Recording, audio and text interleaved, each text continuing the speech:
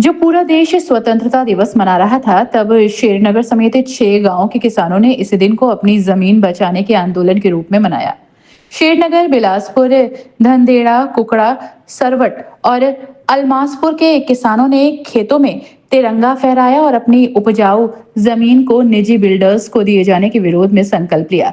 किसानों का आरोप है कि सरकार आवास विकास योजना के नाम पर उनकी उपजाऊ जमीनें प्राइवेट बिल्डर्स को सौंपने जा रही है। उनका कहना है कि ये साजिश भूमाफियाओं के साथ मिलकर रची जा रही है। किसान तौसीफ चौधरी ने कहा, ये हमारी मिट्टी है, हमारे पूर्वजों की पहचान है, हम इसे किसी भी कीमत पर नहीं छोड़ेंगे। जैसे शहीदों ने देश के लिए जान दी है, वैसे ही हम भी अपनी जमीन के लिए कुर्बान होने को तैयार हैं।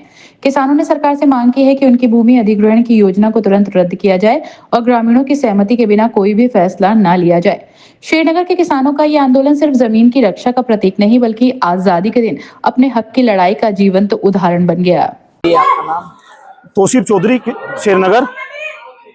तौसीफ भाई, अभी खेतों में झंडा लगाया है, क्या पूरा मामला है? देखिए, जैसे हमारे वीरों ने जो है, जब देश गुलाम था और उन्होंने अपनी जान की बाजी देकर, अपनी जान देकर देश को आज़ाद कराया, वैसी अब नौबत हमें दिख रही है अपनी।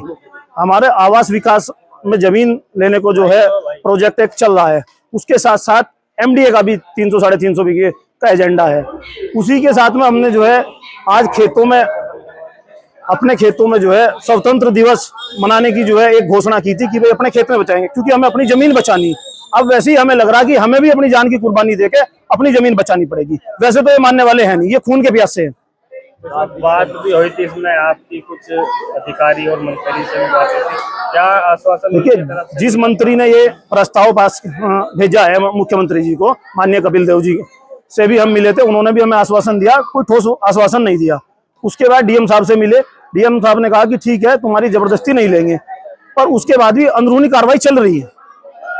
तो क्या चाहते हैं आप? आज हमने यही संदेश दिया कि खेत में हमारा मनाने का यही उद्देश्य था कि भाई खेत हमारी जो है जान है, माँ है धरती हमारी, और हमारा रोजगार खेती से ही चलता है।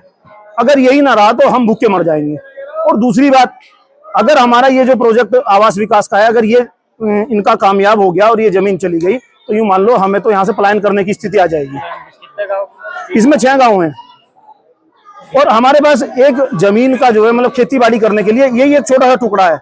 उससे पहले जितने भी जमीन के टुकड़े थे वो सब दे चुके हम।